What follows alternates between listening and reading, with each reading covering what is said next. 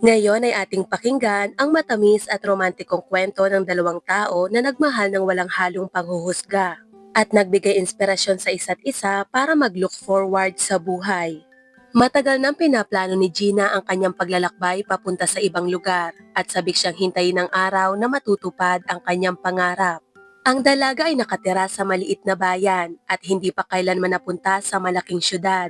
Kaya naman, matapos niyang magtagumpay na tapusin ang isang proyekto sa trabaho, sinamantala ni Gina ang pagkakataon para sa matagal niya niyang inaasam na biyahe.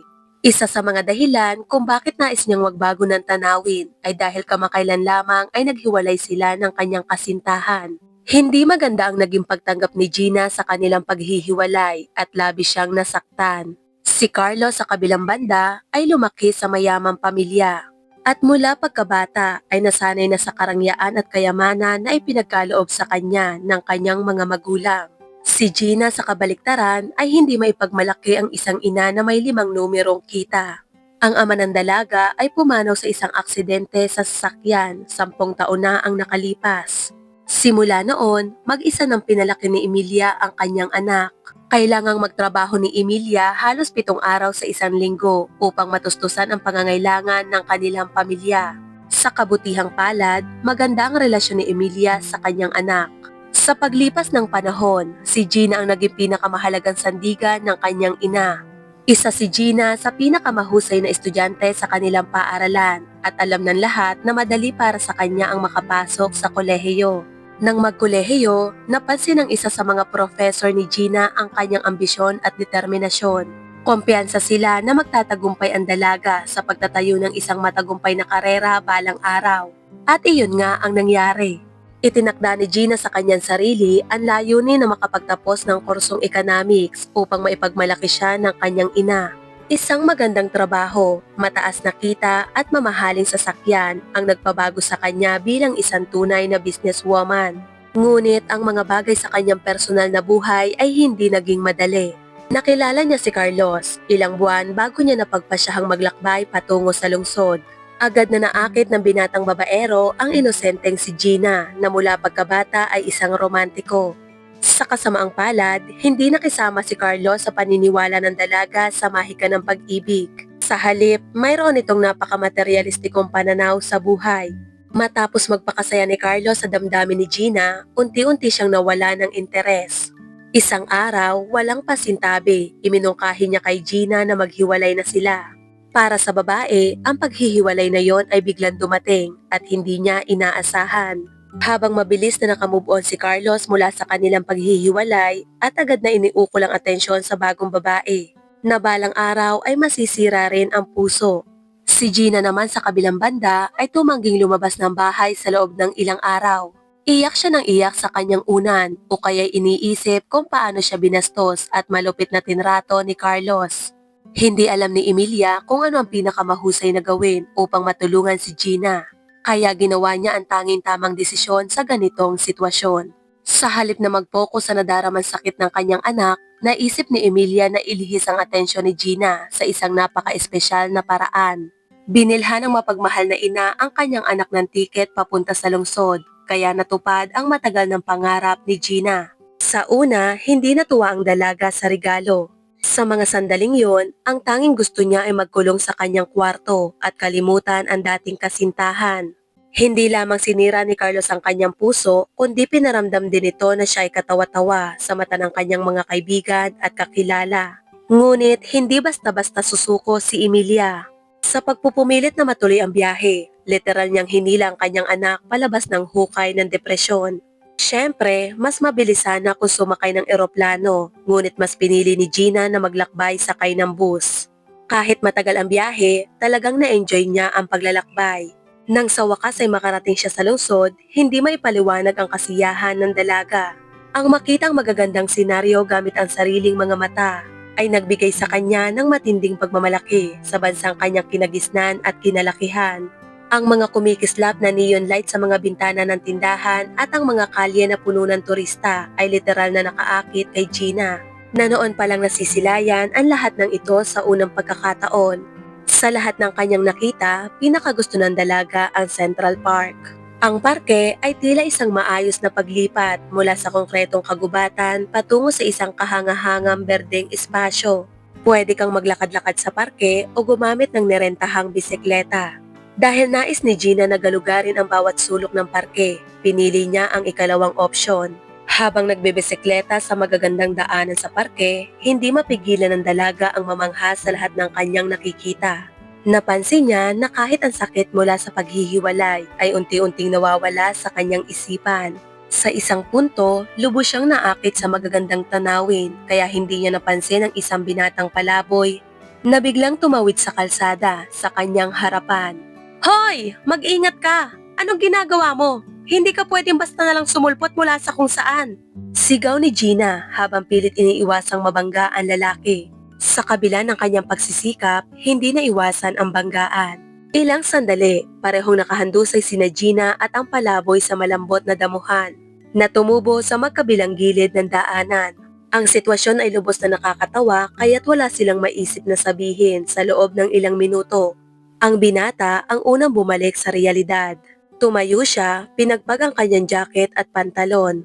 Napakaluma at sira-sira na ang kanyang damit kaya inakala ng dalaga na magkapera-peraso na ito anumang sandali. Pasensya na, kasalanan ko talaga. Dapat naging mas maingat ako. Sabi ng binata, binasag ang katahimikan. Okay lang, kasalanan ko rin naman. Nakangiting sagot ni Gina. Sa hindi maipaliwanag na dahilan, nakaramdam ang dalaga ng kakaibang pagkahumaling. Sa lalaking halatang dumaan sa mahirap na mga panahon. Salamat at hindi ka nagalit. Alam ng Diyos na hindi ko naman talaga sinasadya. Sabi ng lalaki at ang kanyang mga mata ay napatingin sa bisikletang nakahandusay pa rin sa damuhan. Michael ang pangalan ko. Ako naman si Gina. Masaya akong makilala ka. Nakangiting sagot ng dalaga habang iniaabot ang kanyang kamay sa lalaki. Ngumiti si Michael at panandali ang hinawakan ang maliit na kamay ni Gina gamit ang kanyang malaking palad. Hindi nila namalayan, ngunit nagpatuloy sa pag-uusap ang dalawa at naupo sa isang bangkong nasa lilim ng 100 taong gulang na puno. Laking gulat ni Gina sa kung gaano kagaling at kaayos magsalita si Michael. Ang mga bagay na binanggit nito ay nagpakita na siya ay mataas ang pinag-aralan. Sa isang punto, hindi na napigilan ni Gina ang sarili na itanong ang tanong na matagal na niyang gustong malaman. Anong nangyari at napunta ka sa pagiging palaboy? Tanong niya puno ng pag-uusisa. Nang marinig iyon, biglang napatigil si Michael. Bahagya siyang nanginginig at tumingin ng malalim sa mga mata ng babae. Naramdaman ni Gina ang pag-aalinlangan ng lalaki. Tila nagdadalawang isip kung isasalaysay ba ang buong kwento. Nag-ipon si Michael ng lakas ng loob at nagsimulang magsalita. Napag-alaman ni Gina na si Michael tulad niya ay lumaki rin sa mahirap na pamilya. Namatay ang kanyang ina sa panganganak kaya't mag-isa siyang pinalaki ng kanyang ama. Sa kasamaang palad, hindi kailanman nakaahon si Oscar, ang ama ni Michael, mula sa pagkawala ng kanyang asawa. Napabali siya sa alak bilang paraan ng pagharap sa mga hamon ng buhay. Gayunpaman, mahal na mahal ni Oscar ang kanyang anak na naging tanging layunin niya sa buhay. Ngunit dahil sa kanyang pagkaalipin sa alkohol, hindi niya naibigay kay Michael ang lahat ng kailangan nito. Dahil dito, napilitan ang lalaki na mag-mature ng maaga. Sa edad na 13, nagtrabaho na siya bilang part-time na tagalinis ng sasakyan sa isang car wash. Sa kabila ng kanyang maagang pagtatrabaho, mahusay pa rin siyang nag-aral at mahilig magbasa. Sa edad na 22, pumanaw ang kanyang ama. Noong panahong iyon, patuloy pa rin siyang nagtatrabaho sa construction site at nagsisimula ng mag-isip tungkol sa pagpasok sa kolehiyo. Matapos maulila, hindi sumuko si Michael. Sa halip, nagsikap siya at nakamit ang malaking tagumpay sa kanyang trabaho at pag-aaral. Ngunit dumating ang isang babae sa buhay ni Michael, isang tao na nagdala sa kanya ng matinding damdamin, na naging dahilan upang makalimutan ang lahat ng iba pa sa mundo. Sa kasamaang palad, hindi naging matagumpay ang relasyon at naranasan ng lalaki ang sakit ng pagtataksil mula sa taong minamahal niya. Matapos ang masakit na karanasang iyon, nagsimula siyang malulung sa alak. Unti-unting nauulit ang landas na tinahak ng kanyang ama nang hindi niya namamalayan. Nang masunog ang kanilang bahay, tuluyan ang nawala ng direksyon si Michael. Iniwan niya ang kanyang trabaho at napasok sa mga seryosong problema. Hindi nagtagal, natagpuan niya ang sarili na walang tirahan at naninirahan na lamang sa lansangan.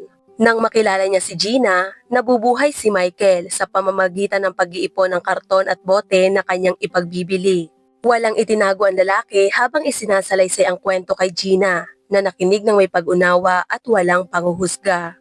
Grabe, napakahirap pala ng mga pinagdaanan mo. Pero bata ka pa at laging may pagkakataon para magsimula ng panibagong buhay.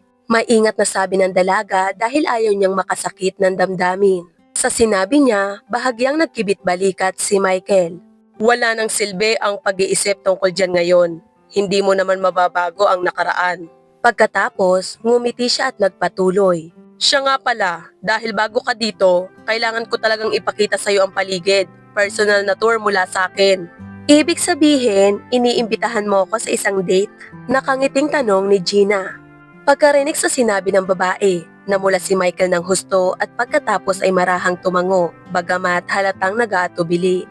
Maliwanag na ang mga salita ni Gina ay tumama sa isang nakatagong bahagi ng kanyang damdamin at hindi niya ito tinanggap bilang biro. Dahil 3 araw lamang ang planong itagal ni Gina sa lungsod, nagpa siya si Michael na maging kanyang personal na tour guide. Ipinakita niya sa dalaga ang mga pinakamagaganda at kapanapanabik na lugar sa lungsod. Mga lugar na maaaring abutin siya ng ilang linggo upang matuklasan kung siya lang mag-isa. Kahit gaano kasaya ang mga oras na pinagsaluhan nila, dumating pa rin ang oras ng kanilang pamamaalam. Kailangan nang bumalik ni Gina sa kanyang bayan habang si Michael ay mananatili sa lungsod. Habang nagpapaalam, iniabot ni Gina kay Michael ang isang nakatuping papel na naglalaman ng kanyang numero. Kapag nababagot o nalulungkot ka, tawagan mo lang ako, tutulungan kita. Nakangiting sabi ng dalaga. Salamat, tatawagan talaga kita. Sagot ni Michael na may nanginginig na boses. Matapos ang ilang minutong katahimikan, tumayo ang dalawa, tila ayaw pang maghiwalay. Niyakap nila ang isa't isa at nagpaalam ng may kaunting pag-aalinlangan. Makalipas ang kalahating oras, nasa bus na si Gina na papalayo sa lungsod. Isang lugar na tunay na naging simbolo ng mga pangarap para sa kanya. Sa loob ng 3 araw, lubos na nabago ang pananaw ni Gina sa buhay. Napagtanto niyang hindi kailanman dapat mawala ng pag-asa o sumuko. Ang mga oras na ginugol kasama si Michael ay gumising ng pinakaromantikong damdamin sa kanyang puso. Nag-iwan ng mainit at malambot na pakiramdam na hindi niya maipaliwanag. Nang makabalik sa kanyang bayan, hindi inaasahan ni Gina na tatawag si Michael. Gayunpaman, hindi niya maiwasang tumingin sa kanyang telepono paminsan-minsan. Umaasa na tutuparin ng lalaki ang kanyang pangako. Lumipas ang 1 buwan, sumunod ang 1 pa at pangatlo, ngunit wala pa ring tawag mula kay Michael. Makalipas ang 6 na buwan ng pagkakahiwalay, nang tuluyan ang natanggap ng dalaga na baka hindi na sila muling magkikita. Tsaka naman tumawag si Michael. Laking gulat ni Gina nang malaman na pinili ng binata na maglakbay ng malayo para makita siya ng personal. Ngunit hindi lang yon ang ikinagulat niya. Hindi siya makapaniwala sa malaking pagbabago ng anyo ni Michael. Malinis na ang kanyang mukha, maayos at desente ang kanyang kasuotan, at tila ba nagmukha siyang isang tunay na modelo. Hindi maitago ni Gina ang labis na kasiyahan at pagkabigla sa harap ng pagbabagong ito. Suot ni Michael ang isang business suit, formal na shirt at sapatos. Malinaw na nagpapakita na nagbago na ang takbo ng kanyang buhay. Oo Gina, ako ito. Nakahanap ako ng magandang trabaho at gusto kong sumama ka sa akin. Sabi ng binata habang nakangiti. Noong una, inakala lamang ni Gina na nagbibiro lamang si Michael. Ngunit nang tumingin siya sa mga mata nito, napagtanto niyang seryoso siya. Oo, mahina niyang sagot. Pilit pinipigilan ang mga luha na nagbabadyang pumatak.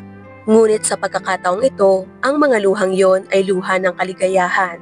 Sobra ang saya niya dahil sa muling pagkikita na matagal niyang hinintay, sa halip na makadama ng lungkot mula sa mapait na paghihiwalay. Sa paggawa ng ganitong makasaysayang desisyon, alam ni Gina na tama ang kanyang ginagawang hakbang at hindi niya ito pagsisisihan kahit kailan. Makalipas ang 6 na buwan, nagkaroon sila ng simpleng kasal. At makalipas ang 1 taon, isinilang ang kanilang unang anak. Ang kwento ni Gina at Michael ay muling nagpapatunay na ang buhay ay puno ng mga hiwaga at kababalaghan. Dapat lagi natin tandaan na ang kaligayahan ay maaaring naghihintay lamang sa atin.